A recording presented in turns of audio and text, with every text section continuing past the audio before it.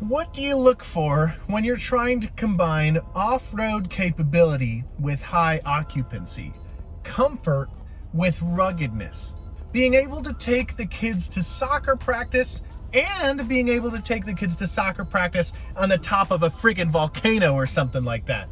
Because on this week's episode of Toyota History Tuesday, we're talking about the Toyota Sequoia. The Sequoia was a Japanese automobile manufacturer's first attempt at a full-sized SUV in the United States market. Now you might be wondering, Mitchell, the Land Cruiser has a much longer history than the Sequoia. Wouldn't that be considered the first full-size SUV? But at the time, the Land Cruiser was not classified as full-sized. That time being the year 2000.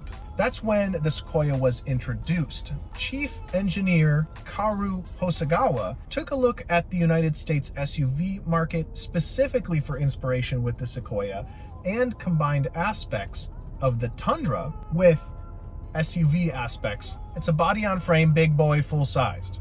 It currently is the biggest vehicle in Toyota's lineup. Although debuted in the year 2000 on January 11th's North American International Auto Show, development had been on and off throughout the 90s.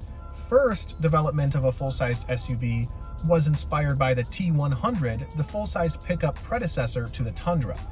After that point, and once the Tundra came out in 1999, development had picked back up again, and a full-sized SUV adaptation of the Tundra was what resulted in the Sequoia. The Sequoia was manufactured in Indiana, where sequoias are not native. The giant dudicious trees are mostly native to the Sierra Nevada mountains. Now, those of you who are not familiar with Western United States flora and fauna, the sequoia trees are some of the biggest trees in the world. They're known for being sturdy, rugged, and massive, which is another great description of the Sequoia vehicle. So the Sequoia shared many things with the Tundra, as I've mentioned already, including the V8 engine, dashboard, sheet metal, and chassis, body on frame. But differently from the Tundra, it had rear disc brakes and an upgraded multi-link live rear axle suspension. Also had standard vehicle stability control. So the Sequoia kicked off and began being a sales success. It got a facelift in 2005, along with a new engine that had Toyota's variable valve timing. The 4-speed automatic transmission was replaced with a 5-speed, and 4-wheel drive models of the Sequoia got an upgraded center differential, along of course with the facelift style update. In November of 2007 at the Los Angeles Auto Show, Toyota debuted the second generation of the Sequoia. It was for the 2008 model year, of course. Based on the upgraded Tundra, but with rear independent suspensions with double wishbones, new coil springs, and a locking center differential, a tighter turn radius, and the rear seats were fold completely flat, which is really known to be more of a minivan characteristic. So this rugged body-on-frame full-size SUV had a lot of minivan characteristics but maintained the rugged off-road capabilities.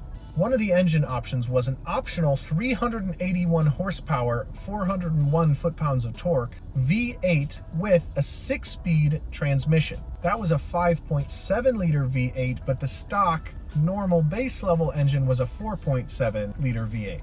Along with the second generation of the Sequoia, besides the style update, driver comfort features and safety features were certainly upgraded. I mean, this thing includes a friggin' rear DVD system. In a 2008 comparison from Motor Trend publication, the Sequoia took the first place among its class. So although the Sequoia of today is still technically in the same generation, still the second generation of this vehicle, there have been a lot of upgrades from 2008. 2009 had an E85 flex fuel option. In 2010, the base engine shifted.